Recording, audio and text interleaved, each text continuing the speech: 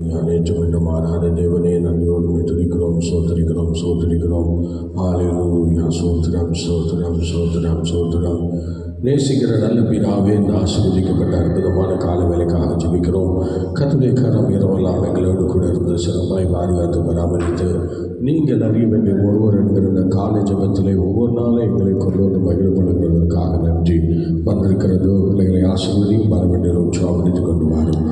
ஆரம்பம் முதல் முடிவு வரை பரிசுத்த ஆவியானவர் எங்களோடு கூட இருந்து இந்த ஆராதனை அனைத்தையும் ஆசீர்வதிக்கும்படியாய் உங்களுடைய அன்பு கரங்களில் ஒப்பு கொடுத்து ஜெபிக்கிறோம்.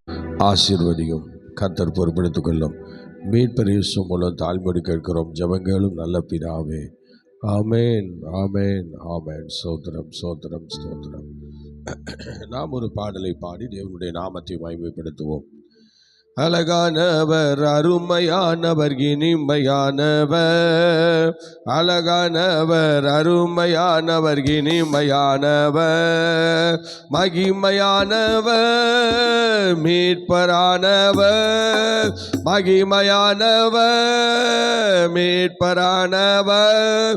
அவர் இயேசு, இயேசு, இயேசு. அவர் இயேசு, இயேசு, இயேசு.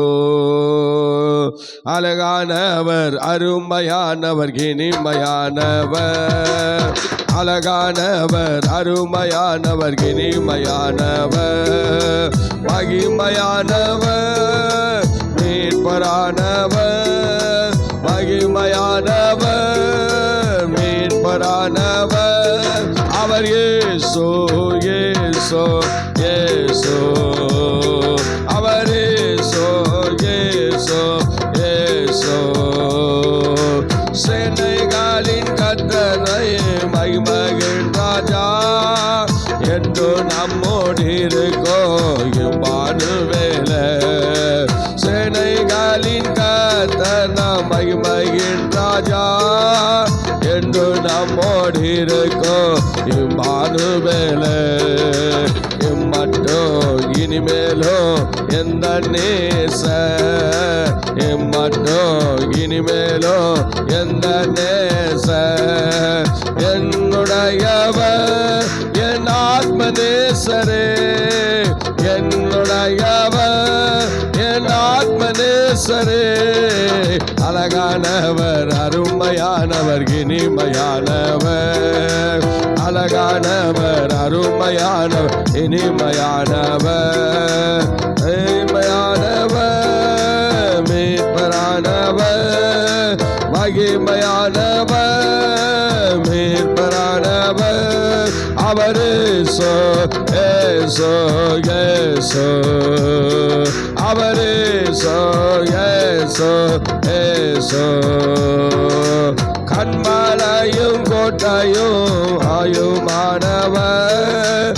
ஆட்சி தேற்றி காத்திடும் தாயுமானவர். கண்மலையும் கோட்டையும் துணையுமானவர். ஆட்சி தேற்றி காத்திடும் தாயுமானவர். என்றென்றோ நடத்திடும் என்றென்றாச்சா. என்றென்றோ நடத்திடும் என்றென்றாச்சா. என்னுடையவர், என் நேச கர்த்தரே. என்னுடையவர், என் நேச கர்த்தரே. அழகானவர், அருமையானவர், இனிமையானவர். அழகானவர், அருமையானவர், இனிமையானவர். மகிமையானவர், மீட்பரானவர். மகிமையானவர், மீட்பரானவர். அவர் இயேசு, இயேசு, இயேசு. அவர் இயேசு, இயேசு, இயேசு. கல்வாரியின் வெட்டினே கொல்கதாவிலே நேசரத்தம் சிந்தியே என்னை மீட்டார். கல்வாரியின் வெட்டிலே நேசரத்தம் சிந்தியே என்னை மீட்டார். பாசத்தின் எல்லைதான் இயேசு ராஜா. பாசத்தின் எல்லைதான் இயேசு ராஜா. என்னுடையவர் என் ஆத்மநேசரே, என்னுடையவர் என் அன்பு ரட்சகர். அழகானவர், அருமையானவர், இனிமையானவர். அழகானவர், அருமையானவர், இனிமையானவர். மகிமையானவர், மீட்பரானவர். மகிமையானவர், மீட்பரானவர். அவரே இயேசு, இயேசு. அவரே இயேசு, இயேசு. அவரே இயேசு, இயேசு. அவரே இயேசு, இயேசு. அவரே இயேசு, இயேசு. அதிசயங்கள் செய்கிறவர் நாம் அருகில் இருக்கிறார். அற்புதங்கள் செய்கிறவர் நாம் நடுவில் வசிக்கிறார். அதிசயங்கள் செய்கிறவர் நாம் அருகில் இருக்கிறார். அற்புதங்கள் செய்கிறவர் நாம் நடுவில் வசிக்கிறார். தண்ணீரை இரத்தமாக மாற்றினார் அதிசயம். தண்ணீரை இரத்தமாக மாற்றினார் அதிசயம். வெறும் தண்ணீரை திராட்சரசமாய் மாற்றினார் அதிசயம். வெறும் தண்ணீரை திராட்சரசமாய் மாற்றினார் அதிசயம். அதிசயங்கள் செய்கிறவர் நம் அருகில் இருக்கிறார். அற்புதங்கள் செய்கிறவர் நம் நடுவில் வசிக்கிறார். அதிசயங்கள் செய்கிறவர் நம் அருகில் இருக்கிறார். அற்புதங்கள் செய்கிறவர் நம் நடுவில் வசிக்கிறார். செங்கடலை இரண்டாக பிளந்திட்டார் அதிசயம். செங்கடலை இரண்டாக பிளந்திட்டார் அதிசயம். புயல் காற்றையோ தம்மானையாலே அதட்டினார் அதிசயம். புயல் காற்றையோ தம்மானையாலே அதட்டினார் அதிசயம். அதிசயங்கள் செய்கிறவர் நாம் அருகில் இருக்கிறார். அற்புதங்கள் செய்கிறவர் நாம் நடுவில் வசிக்கிறார். அதிசயங்கள் செய்கிறவர் நாம் அருகில் இருக்கிறார். அற்புதங்கள் செய்கிறவர் நாம் நடுவில் வசிக்கிறார்.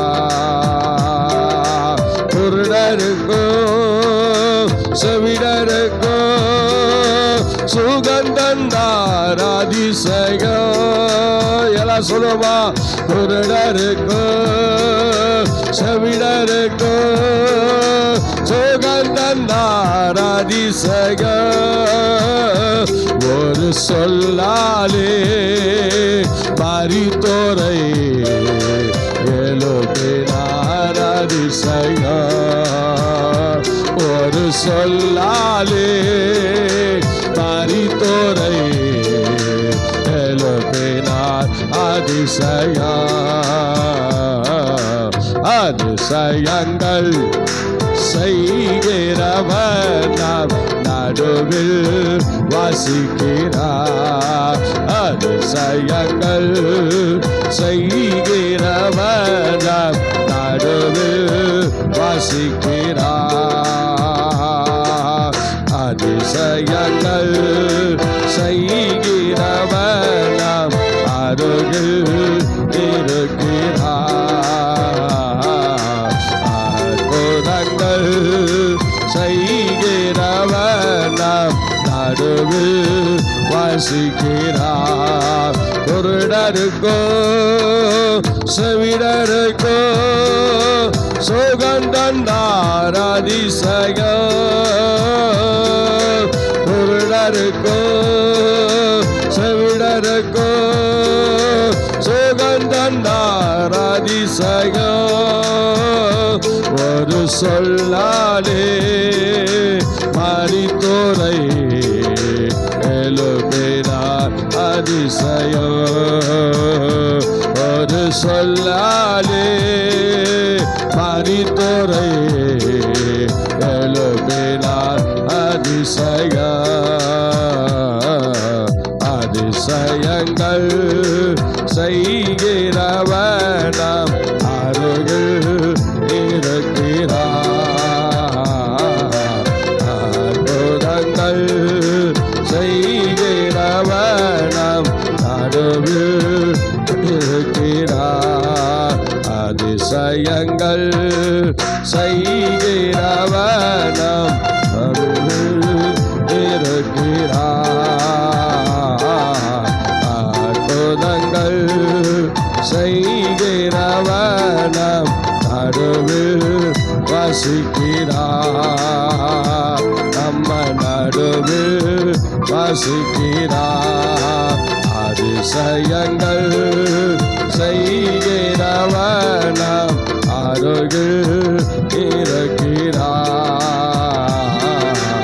அற்புதங்கள் செய்கிறவர் நாம் நடுவில் வசிக்கிறார் நம்ம நடுவில் வசிக்கிறார் நம்ம நடுவில் வசிக்கிறார் நம்ம நடுவில் வசிக்கிறார் ஆவியானவரே அன்பின் ஆவியானவரே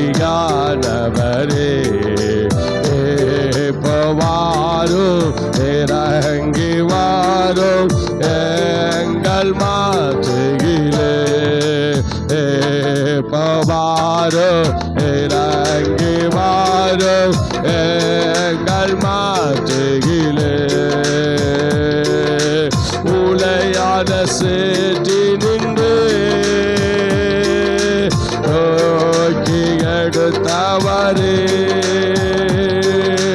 உலையான சேற்றி நின்று நோக்கி எடுத்தவரே பாவம் கழுவி தூய்மையாகோ இந்த வேளையிலே என் பாவம் கழுவி தூய்மையாகோ இந்த வேளையிலே ஆவியானவரே அன்பின் ஆவியானவரே பவாரோ இறங்கி வாரோ எங்கள் மத்தியிலே பவாரோ இறங்கி வாரோ எங்கள் மத்தியிலே பத்மதேவினிலே பக்தனை தேற்றினீரே பத்மதேவினிலே பக்தனை தேற்றினீரே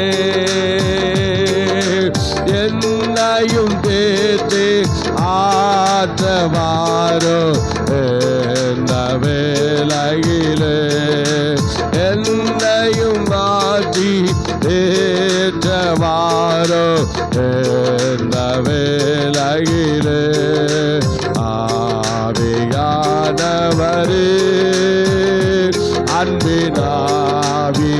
அன்பினாவியானவரே பவாரோ இறங்கி வாரோ எங்கள் மத்தியிலே பவாரோ இறங்கி வாரோ எங்கள் மத்தியிலே சீனாய் மலையினிலே இறங்கி வந்தவரே சீனாய் மலையினிலே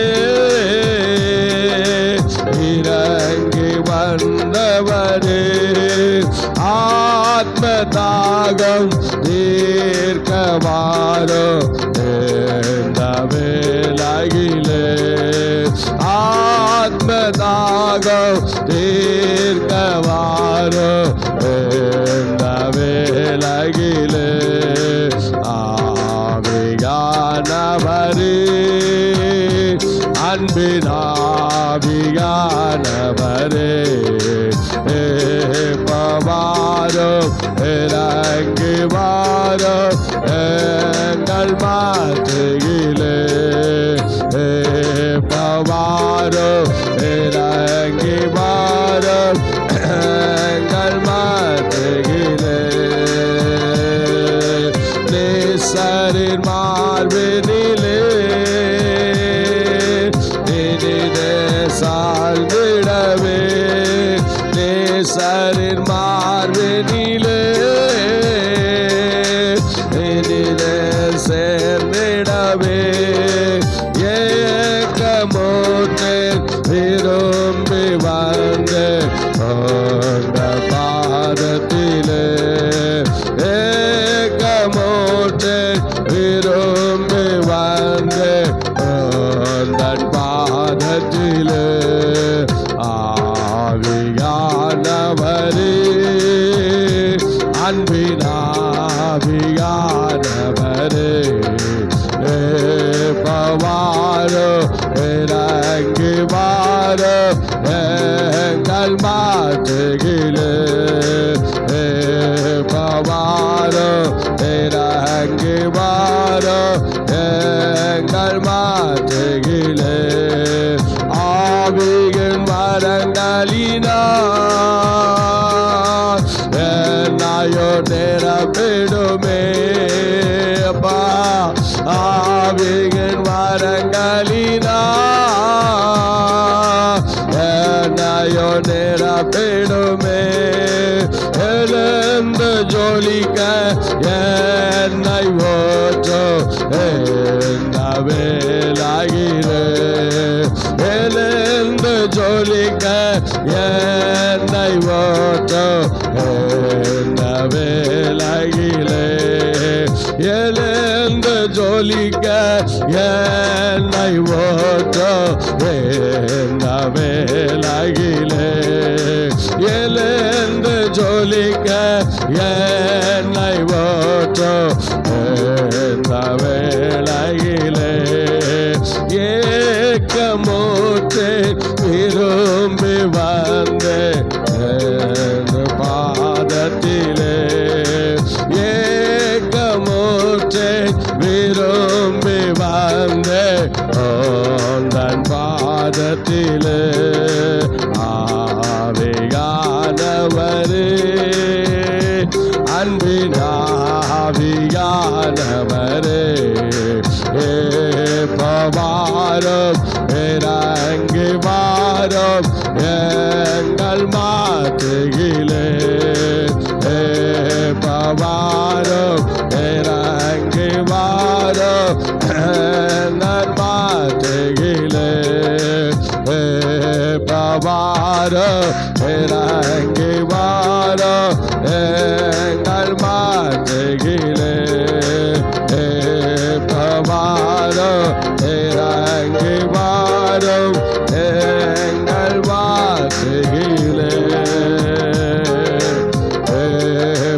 வாரோ இறங்கி வாரோ எங்கள் மாற்றியிலே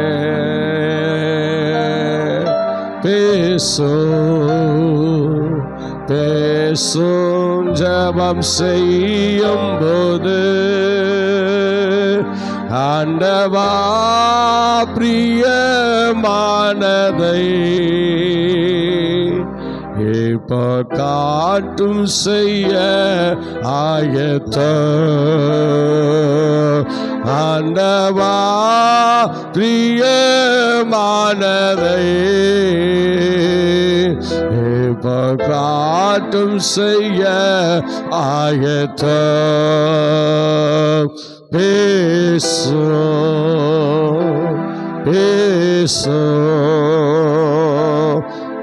பேசும் ஜபம் செய்யும் போது ஆண்டவா பிரியமானதை இப்போ காட்டும் செய்ய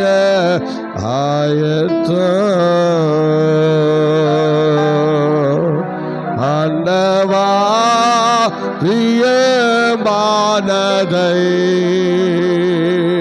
இப்போ காட்டும் செய்ய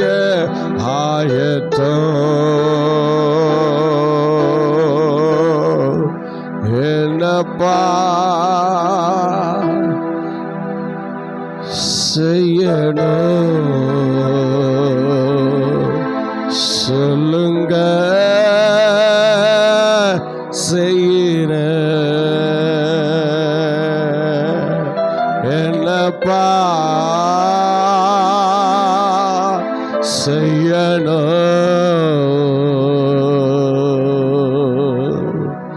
சொல்லுங்க செய்யற.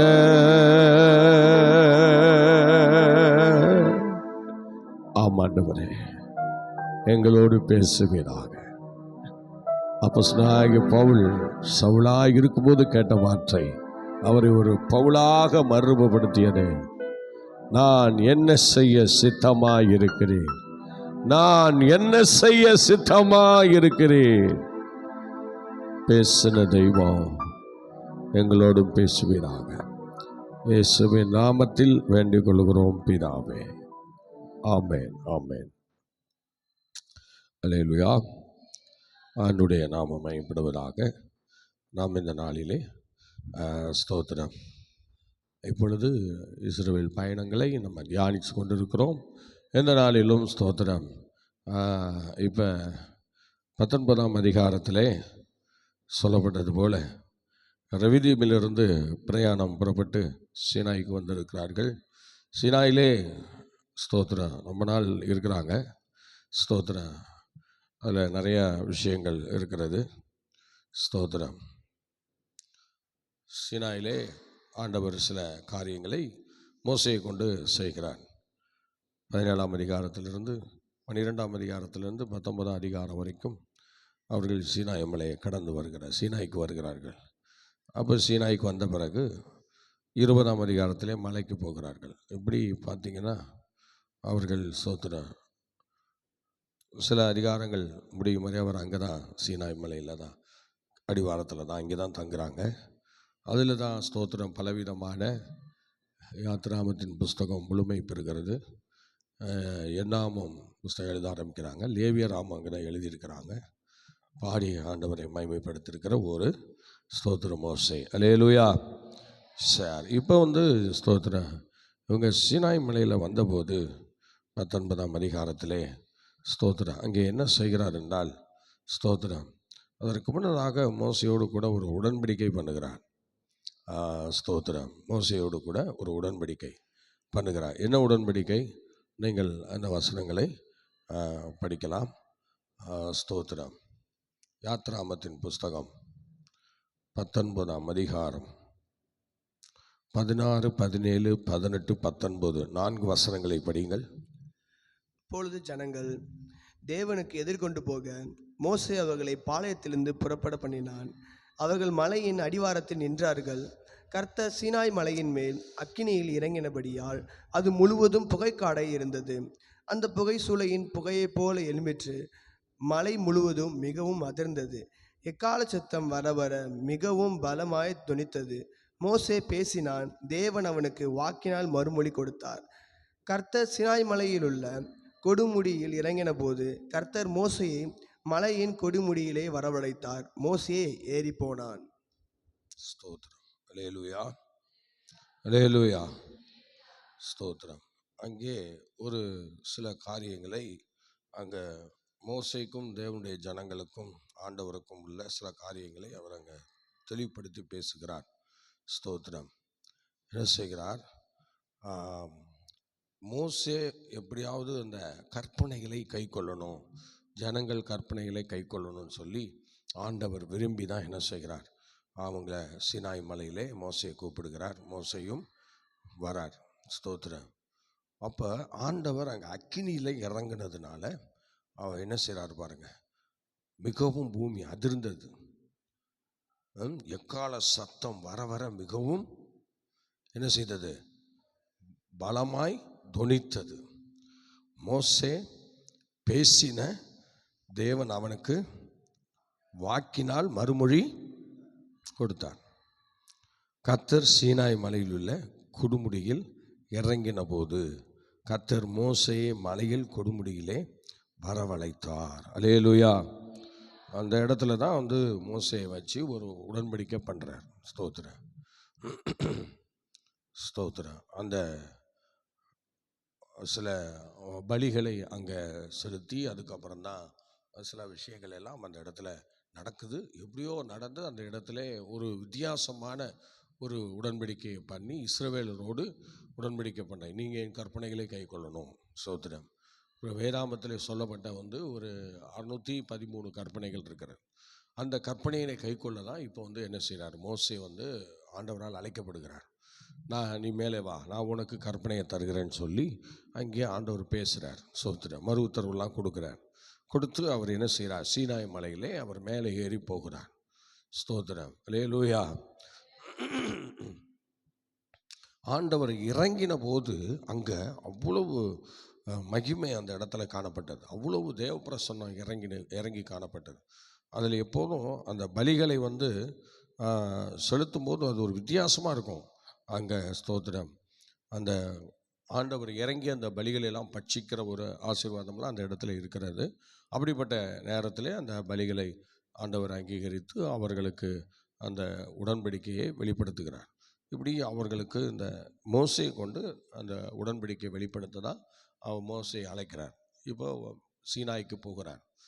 மோசே போகிறார். உடன்படிக்கை செய்த பின்பு சீனாய்க்கு தேவன் அழைத்து கொண்டு போகிறார். அல்லேலூயா சொல்லுவோமா? இப்போ மொத்தம் 613 கற்பனைகள் இருக்கிறது. சொல்லுங்கள் பார்க்கலாம், எத்தனை கற்பனை? 613 கற்பனை இருக்கிறது மொத்தமே. அப்போ இந்த இஸ்ரவேல் ஜனங்களுக்கு ஆண்டவர் அதை கொடுக்க தான் இப்போ அழைக்கிறார். அந்த இப்படிலாம் நீங்கள் நடக்கணும், இப்படிலாம் செய்யணும், இப்படிலாம் நடக்கணும்னு சொல்லி பேசுவதற்கு ஆண்டவர் அந்த கற்பனையை உருவாக்கி கொடுப்பதற்கு தேவன் சீனாய் மலைக்கு மோசையை அழைக்கிறார். உடனே மோசையும் அதுக்கு ஒத்து வருகிறார். சரி நான் வரேன் என்று சொல்லுகிறார். ஸ்தோத்திரம். அப்போ அந்த இடத்துல கற்பனைகளை ஆண்டவர் கட்டவிழ்க்கிறார். மொத்தம் எத்தனை கற்பனை சொல்லுங்கள் பார்க்கலாம். மொத்தம் எத்தனை கற்பனை? 613 கற்பனை. சொல்லுங்கள், எத்தனை கற்பனை? 613 கற்பனை. இதில் என்ன சொல்கிறாங்கன்னா, செய்யக்கூடாதது செய்யக்கூடியது அப்படின்னு 2 விதமாக பிரிக்கிறாங்க. இந்த கற்பனையில் 2 விதமாக பிரிக்கிறாங்க. செய்யக்கூடாதது எத்தனை அப்படின்னு பார்த்தீங்கன்னா 365 நாளும் வருஷத்தில் எதையோ ஒன்று செய்யக்கூடாது செய்யக்கூடாது செய்யக்கூடாதுன்னு ஒரு கற்பனை நம்மகிட்ட பேசிட்டே இருக்கான். சொல்லுங்கள், ஒரு கற்பனை என்ன சொல்லுது? அல்லேலூயா, அல்லேலூயா. ஒரு கற்பனை நம்மக்கிட்ட பேசிகிட்டு இருக்கு. 300 சொல்லுங்கள், எப்போல்லாம் பேசிகிட்டு இருக்கு? 360 அல்லேலூயா 5 நாளும். பார்த்தீங்களா? ஒவ்வொரு நாளும் என்ன செய்யுது? அந்த கற்பனையை கொண்டு கர்த்தர் பேசிக்கொண்டே இருக்கிறார். 365 நாளும் செய்யக்கூடாது என்கிற கற்பனையை ஒவ்வொரு மனிதனிடத்திலிருந்தும் ஆண்டவர் பேசிகிட்டே இருக்கிறார். சொல்லுங்க பார்க்கலாம், என்ன செஞ்சுட்டே இருக்கிறாரு? பேசிட்டே இருக்கிறார். இது செய்யாத செய்யாத செய்யாதன்னு. அதான் அப்படி பேசிகிட்டு இருக்கேன். அடுத்தது செய்யக்கூடியது அப்படின்னு பார்த்தீங்கன்னா ஒரு 248 கற்பனை. சொல்லுங்கள் பார்க்கலாம். அப்படியே எல்லாம் மனப்பாடமாக சொல்லணும். என்ன அப்படியே மனசில் நீங்கள் எல்லாம் பதிவு பண்ணிடணும். சோதனை சொல்லுங்கள் பார்க்கலாம். செய்யக்கூடியது எத்தனை கற்பனை? 248. சொல்லுங்கள் பார்க்கலாம். செய்யக்கூடியது எத்தனை? கொஞ்சம் சத்தமாக சொல்லுங்கள். ஏன்னா நீங்கள் யோர்தானுக்கு அந்தாண்ட இருக்கீங்க, நான் யோர்தானுக்கு இந்தாண்ட இருக்கேன். ஏன் சவுண்டு உங்களுக்கு வராது, உங்கள் சவுண்டு எனக்கு கண்டிப்பாக வராது. வேலையிலேயே சொல்லுவோம்மா.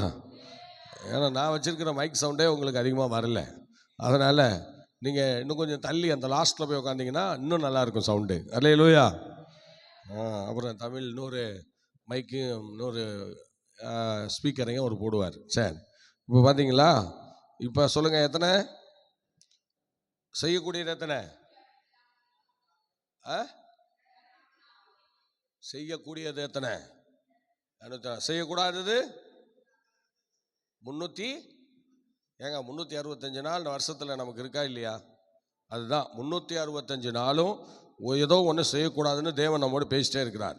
வலதுபுறமும் இடதுபுறமும் இதுவே வழி என்று பேசுகிற ஒரு தேவன் நம்மோடு இருக்கிறார்னு வேதம் சொல்லுதா இல்லையா? அந்த தேவன் தான் என்ன சொல்கிறாரு? ஒவ்வொரு நாளும் நம்ம கூட இருந்து இதை செய்யாத, இதை செய்யாத, இதை செய்யாதுன்னு சொல்லிகிட்டே இருக்கிறாராம். அப்போ செய்யக்கூடியது அப்படின்னு பார்த்தா 248. சொல்லுங்கள் பார்க்கலாம். திரும்ப சொல்லுங்கள். இப்போ திரும்ப சொல்லுங்கள். செய்யக்கூடியது, செய்யக்கூடாதது 365. சோதரன் அப்பாடா, இதை விளக்க பண்ணால் இவ்வளோ சிரமம். சோதரன் அல்லேலூயா. அப்போ இவ்விதமாக அங்கே என்ன நடக்குது பாருங்கள். ஸ்தோத்திரம். இப்படி அவங்க சொல்கிறாங்க. அல்லேலூயா.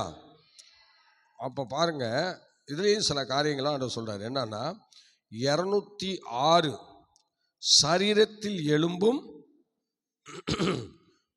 இந்த பிரச்சனை இல்லை. சோத்திரம்.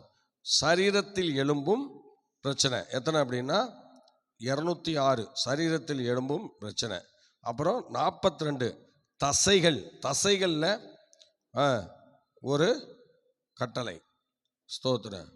இப்படி பார்த்தீங்கன்னா ஒவ்வொரு அந்த கற்பனையும் வித்தியாசமாக இருக்கும். அது இந்த கற்பனையெல்லாம் இப்போ நமக்கு அதில் ரொம்ப ஆழமாக போகும்போது தான் நமக்கு அந்த கற்பனையினுடைய விவரங்கள் ரொம்ப நமக்கு புரியும். ஆனால் இங்கே பாருங்கள், 206 சரீரத்தில் எழும்பும் 42 தசைகள், ஒரு கட்டளை.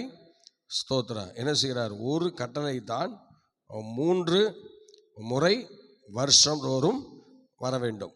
ஸ்தோத்திரம். அல்லேலூயா. ஆமாம், ஒரு கட்டளையை அவங்க வருஷத்தில் 3 முறை என்ன செய்யணும்? வருஷந்தோறும் தேவ சமூகத்திலே வர வேண்டும். அது ஒரு கற்பனை. சொல்லுங்கள் 3 முறையும் ஒரு வருஷத்தில் ஆண்டவர் சமூகத்தில் எல்லாரும் கூடி வரணும். அது ஒரு கற்பனை. ஸ்தோத்திரம். அல்லேலூயா. ஆமாம், அது ஒரு கற்பனை. அப்போ எல்லாரும் வருஷத்தில் 3 முறை கூடி வருவாங்க. அப்போ நியாயப்பிரமாணம் தவறில்ல, அதை கை கொள்ளாத இருக்கிறது தான் என்னது? முடியலை. இஸ்ரவேல் ஜனங்களால் நியாயப்பிரமாணத்தை கை கொள்ள முடியல. ஸ்தோத்திரம். ஆக மொத்தத்தில் இஸ்ரவேல் ஜனங்கள் ஆண்டவர் கொடுத்த 613 கற்பனையும் அல்லது 365 செய்யக்கூடாதது, செய்யக்கூடியது 248 கற்பனை, இதெல்லாம் கை கொண்டாங்களா அப்படின்னு கேட்டால் அதான் இல்லை. இஸ்ரவேல் ஜனங்கள் கை கொள்ளலை. கை கொள்ளாதனால தான் வனாந்தரத்தில் பாதியில் அவங்க எல்லாம் என்ன செஞ்சுருக்கிறாங்க? அழிக்கப்பட்டிருக்கிறார்கள். கற்பனையை கை கொண்டா ஒருத்தனையும் ஆண்டவர் யாரையும் தொட மாட்டார்ல. ஸ்தோத்திரம். இவங்க கற்பனையை கை கொள்ளலை. கற்பனையை இவங்க என்ன செய்யலை? கை கொள்ளலை. அல்லேலூயா. அல்லேலூயா. அப்போ ஸ்தோத்திரம். செய்யக்கூடியது, செய்யக்கூடாதது, இதெல்லாம் இஸ்ரவேல் ஜனங்களுக்கு ஒரு மாதிரியாக போயிடுச்சு. சரி, இது மோசே காலத்தில் இந்த கற்பனையை ஏற்படுத்தி இந்த கற்பனையை கொடுக்குறார். ஆக மொத்தத்தில் நமக்கு மொத்தம் இதில் ஒரு 7 உடன்படிக்கை இருக்கிறது. இந்த ஒரு உடன்படிக்கை மோசேட்ட சொல்கிறார். அந்த ஸ்தோத்திரம் என்ன செய்கிற அந்த ஆண்டவர் இறங்கும்போது அந்த பலிகளை அவரை அங்கீகரிக்கிற ஒரு காரியம், அதை அவர் அங்கீகரிக்கிறதுக்கு சில அடையாளங்கள்லாம் இருக்குது. ஸ்தோத்திரம். அதில் எந்த பிரச்சனையும் இல்லாமல் ஆண்டவர் பலிகளை அங்கீகரித்து அந்த கற்பனைகளை தேவன் அவங்களுக்கு கொடுத்தார். ஒரு அலையிலே சொல்லுங்களேன், சத்தமாக சொல்லுங்கள். அல்லேலூயா. ஆமாம், அப்படிப்பட்ட ஒரு காரியத்தை தேவன் அந்த இடத்துல செய்து மோசேக்கு அந்த உடன்படிக்கையை ஆண்டவர் நிறைவேறும்படி செய்தார். அப்போ ஸ்தோத்திரம். அது உடன்படிக்கைன்னா ஸ்தோத்திரம். இஸ்ரவேல் ஜனங்கள் மத்தியிலே அவர் ஸ்தோத்திரம் இந்த கற்பனைகளுக்காக அந்த உடன்படிக்கையை இறங்கும்போது ஸ்தோத்திரம் அந்த மோசையோடு அந்த காரியங்களை பகுத்து போதித்து பேசி அதுக்கப்புறம் தான் அவர் என்ன செய்கிறார், மலைக்கு கூப்பிடுகிறார். அல்லேலூயா சொல்லுவோமா? அதேமாதிரி மோசை மலைக்கு போகிறார். அவர் பேசுகிற வார்த்தையின்படி கற்பனைகளை அவருக்கு கொடுக்குறார். ஸ்தோத்திரம். சரி, இப்போ 7 உடன்படிக்கைன்னு இருக்குது. ஸ்தோத்திரம். இதில் எத்தனை உடன்படிக்கை இருக்குது? உடன்படிக்கைன்னா பைபிளில் பல உடன்படிக்கை இருக்குது. அதில் 7 உடன்படிக்கை சொல்கிறாங்க. அப்போ 7 உடன்படிக்கையில் இது மோசை கூட பண்ணக்கூடிய உடன்படிக்கை. இப்போ நீங்கள் வேதத்தில் 7 உடன்படிக்கை இருக்கிறது. ஒன்று ஃபஸ்ட்டு என்ன செய்கிறார் அப்படின்னா ஆதாமோடு உடன்படிக்கை செய்கிறார். சொல்லுங்கள் பார்க்கலாம். எல்லாம் சத்தமாக சொல்லுங்கள். ஏங்க சத்தமாக சொல்லுங்கள். யாரோட உடன்படிக்கை பண்ணுறாரு? ஆதாமோடு உடன்படிக்கை பண்ணுறாரு. சத்தமாக சொல்லுங்கள் பார்க்கலாம். சவுண்டாக சொல்லுங்கள். ஹலோ, பின்னாடி உள்ளவங்களாம் சொல்லுங்கள். என்ன தம்பி ஜபா எல்லாம் அழகாக சொல்லுங்கள் பார்க்கலாம். எல்லாம் சேர்ந்து சொல்லுங்கள். சேர்ந்து எல்லாம் சொல்லணும். ஒன்றா ஒரே தான் சொல்லுங்கள். ஆதாமோடு செய்த உடன்படிக்கை முதலாவது. சரி, அடுத்தது நோவாவோடு உடன்படிக்கை. சொல்லுங்க பார்க்கலாம். அடுத்தது ஆபிரகாமோடு உடன்படிக்கை. அடுத்த யாருக்கு? ஆமாம், அடுத்ததான் மோசையோட இஸ்ரவேலோடு உடன்படிக்கை. அடுத்தது தாவீதோடு உடன்படிக்கை. சொல்லுங்க பார்க்கலாம். ஆமாம், அப்புறம்தான் இயேசு வந்து புதிய உடன்படிக்கை பண்ணுறாரு. புதிய உடன்படிக்கை. சொல்லுங்க பார்க்கலாம். அடுத்ததான் நித்திய உடன்படிக்கை. அது மணவாளோடு மத்திய வானத்தில் என்ன செய்கிறோம்? நித்திய உடன்படிக்கை. அது ஸ்தோத்திரம் 7வது உடன்படிக்கை. இப்படி பார்த்தீங்கன்னா நமக்கு 7 உடன்படிக்கை இந்த பைபிளில் நமக்கு சொல்லப்பட்டிருக்கிறது. 7 நம்ம வந்து தெரிஞ்சுக்கிறது ரொம்ப அவசியம், ரொம்ப ரொம்ப அவசியம். அல்லேலூயா. சொல்லுங்க பார்க்கலாம். 7 உடன்படிக்கை நம்ம தெரிந்து கொள்வது மிகவும் அவசியமானது. இந்த 7 உடன்படிக்கை நம்ம கண்டிப்பாக என்ன செய்யணும்? தெரிந்து கொள்ள வேண்டும். அல்லேலூயா சொல்லுங்கள். அல்லேலூயா. ஸ்தோத்திரம் ஸ்தோத்திரம். அந்த ஸ்தோத்திரம் இந்த 7 உடன்படிக்கையில் ஸ்தோத்திரம் 2 நபர் உடன்படிக்கை, 1 நபர் உடன்படிக்கைன்னு வச்சுருக்கிறாங்க. அப்படின்னா 2 பேர் சேர்ந்து உடன்படிக்கை பண்ணுறாரு. ஆனால் ஒருத்தரை வச்சு உடன்படிக்கை பண்ணுறாரு. இப்போ வந்து 7 உடன்படிக்கையில் 2 பேர் வச்சு யாரெல்லாம் உடன்படிக்கை பண்ணா, ஒருத்தரை வச்சு எப்படி உடன்படிக்கை பண்ணார் அப்படின்னு சொல்லி அந்த உடன்படிக்கை பண்ணுறாங்க. ஸ்தோத்திரம் 2 பேரும் உடன்படிக்கை பண்ணுவாங்க. அப்படின்னா ஸ்தோத்திரம் சில பேர்லாம் சொல்லுவாங்க பார்த்தீங்களா, நீ நிலத்தை குத்தகை கொடுத்தீங்கன்னா நான் என்ன செய்வேன், நீ வந்து ஒருத்த நிலம், அந்த நிலத்தை வந்து இவன் என்ன செய்கிறான், இன்னொருத்தன்ட்ட குத்தகை கொடுக்குறான்.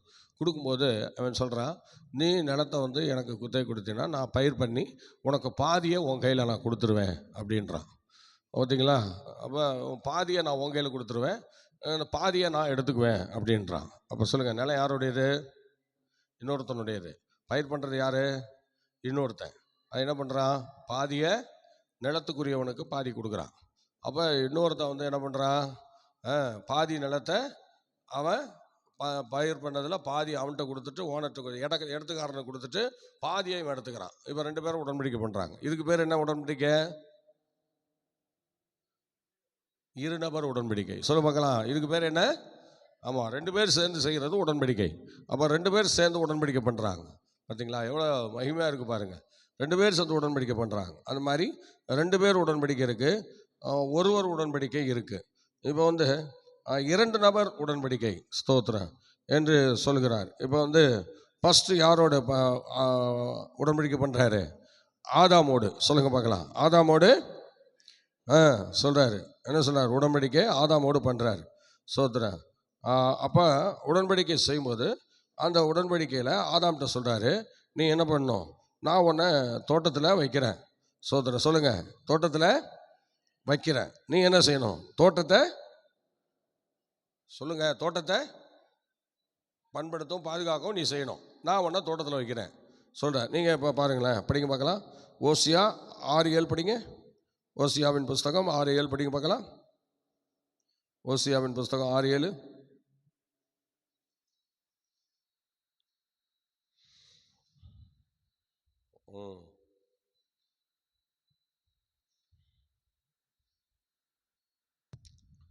அவர்களோ ஆதாமை போல் உடன்படிக்கையை மீறி அங்கே எனக்கு விரோதமாய் துரோகம் பண்ணினார்கள். அப்போ ஆண்டவர் வந்து உடன்படிக்கை செஞ்சதை மீறிட்டாங்க. ஆதாம் யோவாலும் என்ன பண்ணிட்டாங்க, உடன்படிக்கையை மீறிட்டாங்க. அப்போ என்ன உடன்படிக்கை பண்ணார், நான் உன்னை தோட்டத்தில் உண்டாக்கி உன்னை வச்சுக்கிறேன், தோட்டத்தை நீ பார்த்துக்க, அந்த கனியை சாப்பிடாத, இதெல்லாம் பார்த்து உழுதுக்க, பார்த்துக்க, விவசாயம் பண்ணு, எல்லாம் பண்ணு, தோட்டத்தை பத்திரமா பார்த்துக்கன்னு சொல்கிறாரு. அவர் ஆதாமும் என்ன சொல்கிறாரு, இல்லை நான் தோட்டத்தை நல்லா பத்திரமா பார்த்துக்கிறேன், நீங்கள் எல்லாம் பயப்பட வேண்டாம், நீங்கள் போய்ட்டு வாங்க அப்படின்னு சொல்லி ஆண்டவர்கிட்ட சொல்லி அனுப்புகிறார். ஆனால் இப்போ என்னாச்சு அப்படின்னா, ஓசியாவில் சொல்லும்போது என்ன சொல்கிறாரு, ஆதாம் உடன்படிக்கையை மீறினான். சொல்லுங்கள், என்ன செய்கிறான்? ஆமாம், எதை சாப்பிடக்கூடாதுனாரோ சாப்பிட்டான். பார்த்தீங்களா, வேலை முடிஞ்சு போச்சு.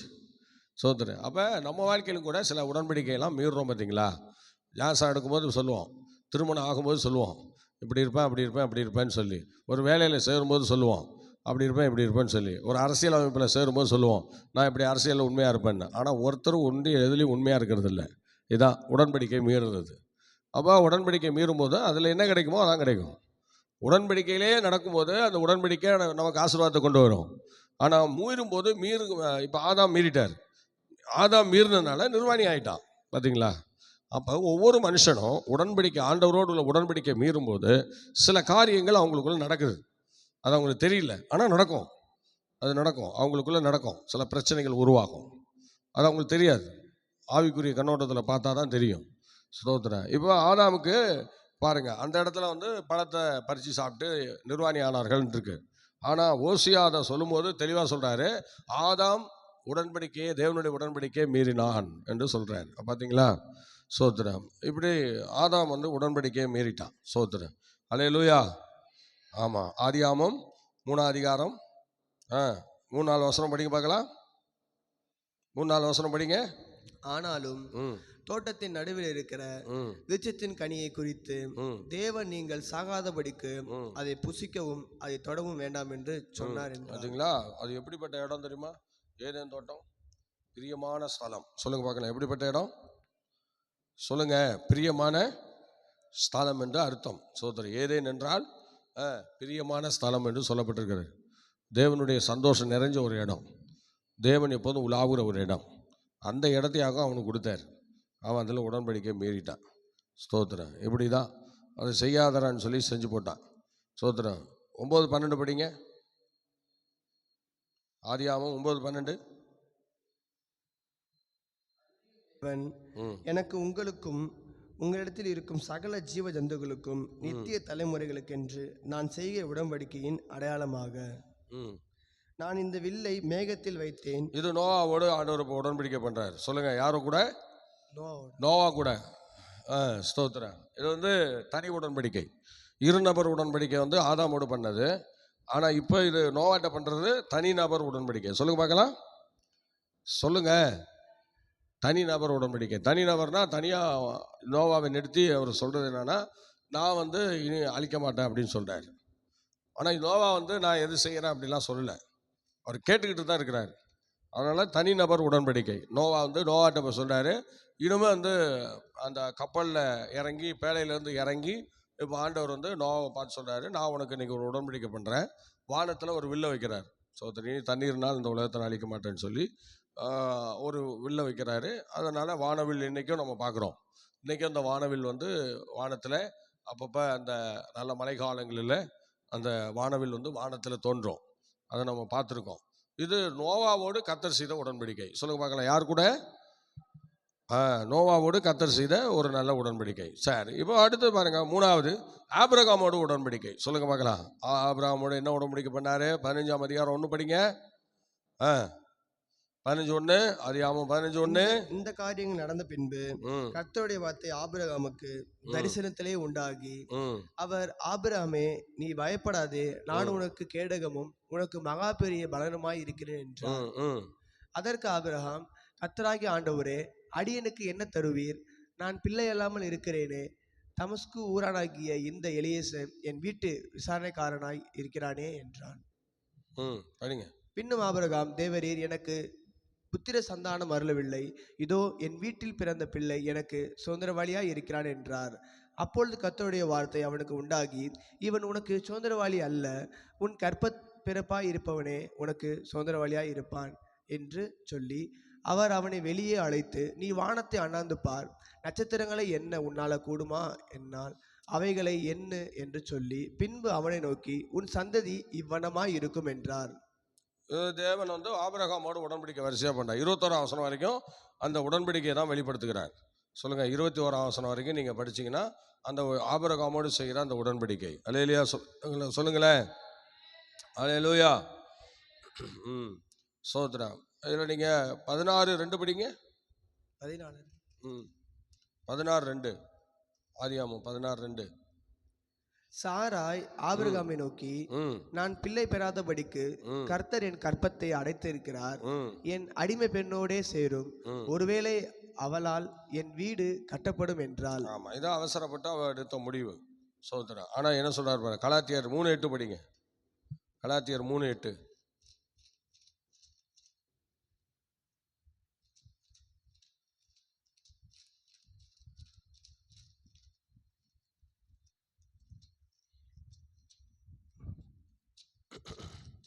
ம் 3:8. இவ்வளோ நேரம் எடுக்கிறீங்க. மேலும் தேவன் விசுவாசத்தினாலே புறஜாதிகளை நீதிமானாக்குகிறார் என்றார் என்று வேதம் முன்னாக கண்டு உனக்குள் சகல ஜாதிகளும் ஆசீர்வதிக்கப்படும் என்று ஆபிரகாமுக்கு சுவிசேஷமாய் முன்னறிவித்தது. அந்தபடி விசுவாச மார்க்கத்தார் விசுவாசமுள்ள ஆபிரகாமுடனே ஆசீர்வதிக்கப்படுகிறார்கள். ஆமென். சோத்திரம். பாத்தீங்களா, விசுவாச மார்க்கத்தார் ஆபிரகாமோடு என்ன செய்றாங்க? ஆசீர்வதிக்கப்படுகிறார்கள். அல்லேலூயா, அல்லேலூயா. ஆகவே இதில் நீங்கள் ஸ்தோத்திரம், ஆபிரகாமோடு தேவன் வந்து உடன்படிக்கை பண்ணுறார். இந்த உடன்படிக்கையெல்லாம் பண்ண பிறகு அவர் என்ன செய்கிறார்? அதிலே நீங்கள் அந்த வசனத்தில் படிச்சிங்கன்னா அதில் ஸ்தோத்திரம் ஒரு காளையை வெட்டி அதை அங்கே வைப்பார் பாருங்க. வச்சு அந்த உடன்படிக்கையை வந்து அவர் அங்கீகரிக்கிறார். ஸ்தோத்திரம். அந்த 21 வசனங்களுக்குள்ளே படிங்க பார்க்கலாம். நீட்டாக படிச்சிங்கன்னா அதனுடைய அந்த காரியம் வரும். ஸ்தோத்திரம். 15ஆம் அதிகாரமா அது என்ன செய்றார் பாருங்க. ஸ்தோத்திரம். அதற்கு அவர் 3 வயது கிடாரியையும் 3 வயது வெள்ளாட்டையும் 3 வயது ஆட்டுக்கடாவையும் ஒரு காட்டு புறாவையும் ஒரு புறா குஞ்சையும் என்னிடத்தில் கொண்டு வா என்றார். அவன் அவைகளை எல்லாவற்றையும் அவரிடத்தில் கொண்டு வந்து அவைகளை நடுவாக துண்டித்து துண்டங்களை ஒன்றுக்கொன்று எதிராக வைத்தான். பட்சிகளை அவன் துண்டிக்கவில்லை. பறவைகள் அந்த உடல்களின் மேல் இறங்கின, அவைகளை ஆபிரகாம் துரத்தினான். ஆமா, பாத்தீங்களா? ஸ்தோத்திரம். 17ஆம் வசனம் படிங்க. துண்டங்கள் நடுவே சூரியன் அஸ்தமித்து காரில் உண்டான பின்பு இதோ புகைகிற சூளையும் அந்த துண்டுகளின் நடுவே கடந்து போகிற அக்கினி ஜுவாலையும் தோன்றின. யார் தான் கடந்து போறார்? கர்த்தர் தான் அந்த துண்டங்களின் நடுவே கடந்து போகிறார். அல்லேலூயா. ஸ்தோத்திரம். உடன்படிக்கை அங்கீகரித்தது நிமித்தமாக அவர் அந்த நாளிலே அந்த இடத்திலே அவர் கடந்து செல்கிறார். ஆகவே ஸ்தோத்திரம், ஆபிரகாமிடத்தில் உடன்படிக்கை செய்த பின்பு, அல்லேலூயா, இப்படி தேவன் வந்து நிறைய ஆசீர்வாதங்களை சொல்லி ஆபிரகாமோடு உடன்படிக்கை பண்ணி அந்த காளைகளை வெட்டி வைக்க சொல்லி அதன் துண்டங்கள் நடுவே அவர் கடந்து போகிறார். அப்போ அந்த பலியை வந்து தேவன் அங்கீகரிக்கிறார். சரி, இப்போ 3வது பலி. இப்போ இஸ்ரவேல் மோசையோடு உடன்படிக்கை பண்ணதான் இந்த கற்பனைகளுக்காக உடன்படிக்கை பண்ண, அது 4வது. இப்போ 5வது உடன்படிக்கை இருக்கு. சோதனை எப்படிங்க பார்க்கலாம். தாவீதின் உடன்படிக்கை. சொல்லுங்க பார்க்கலாம், என்ன உடன்படிக்கை? தாவீதின் உடன்படிக்கை. 2 சாமுவேல் 7:16 படிங்க பார்க்கலாம்.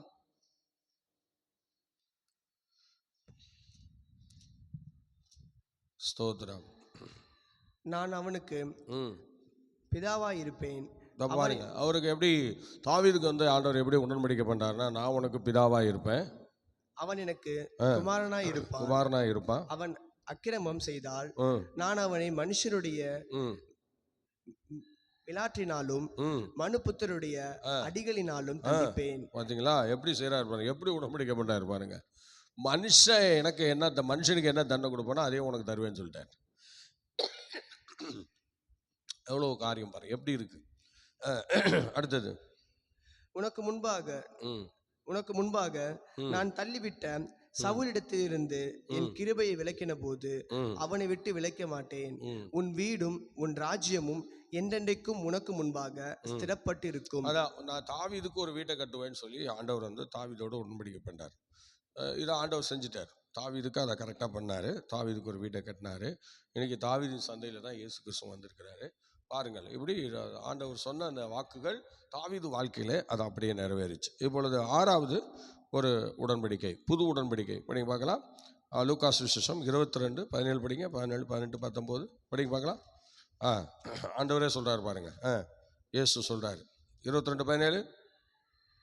அந்த பாத்திரத்தை எடுத்து ஸ்தோத்திரம் பண்ணி நீங்கள் இதை வாங்கி உங்களுக்குள்ளே பங்கிட்டுக் கொள்ளுங்கள். தேவனுடைய ராஜ்யம் வருமளவும் நான் திராட்சை பரசத்தை பானம் பண்ணுவதில்லை என்று உங்களுக்கு சொல்கிறேன் என்றார். படிங்க. பின்பு அவர் அப்பத்தை எடுத்து ஸ்தோத்திரம் பண்ணி அதை பிட்டு அவர்களுக்கு கொடுத்து, இது உங்களுக்காக கொடுக்கப்படுகிற என்னுடைய சரீரமாய் இருக்கிறது, என்னை நினைவு கூறும்படி இது செய்யுங்கள் என்றார். போஜன பண்ணின பின்பு அவர் அந்தபடியே பாத்திரத்தையும் கொடுத்து, இந்த பாத்திரம் உங்களுக்காக சிந்தப்படுகிற என்னுடைய இரத்தத்தினால் ஆகிய புதிய உடன்படிக்கையா இருக்கிறது என்றார். இது புது உடன்படிக்கை. சொல்லுவாங்க, இதுக்கு பேர் என்ன? சொல்லுங்க, இதுக்கு பேர் என்ன? புதிய உடன்படிக்கை. ஆண்டவர் சீசர்களோடு அன்னைக்கு ஒரு புது உடன்படிக்கை பண்ணுறார். பண்ணி இந்த நவமான ரசத்தை நான் வருமானம் நான் இனி ருசி பார்ப்பதில்லைன்னு சொல்கிறார். எவ்வளோ அருமையாக சொல்கிறார் பார்த்தீங்களா? புது உடன்படிக்கை. சரி, அடுத்தது ஸ்தோத்திரம். நீங்கள் நித்திய உடன்படிக்கை. ஓசியா 6:7. அவர்களோ, நீங்க ஏற்கனவே வாசிச்சதான்.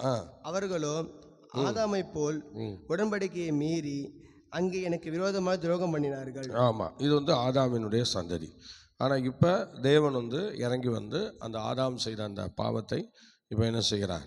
இப்போ ஜனங்கள் மத்தியிலே சொல்லி தன்னை ஆண்டவர் ஒப்பு கொடுத்து ஒரு நித்திய உடன்படிக்கையை அவர் ஏற்படுத்துகிறார். சொல்லுங்க பார்க்கலாம். ஒரு நித்திய மணவாளனுக்கும் மணவாட்டியும். அது மத்திய வானத்தில். சொல்லுங்க, அது எங்கே? ஆமாம், மத்திய வானத்தில். அது இன்னும் நிறைவேறலை. இந்த உடன்படிக்கை இன்னும் நிறைவேறலை. இது நம்ம வருகைக்கு பிறகு தான் அந்த 7வது உடன்படிக்கை நிறைவேறும்.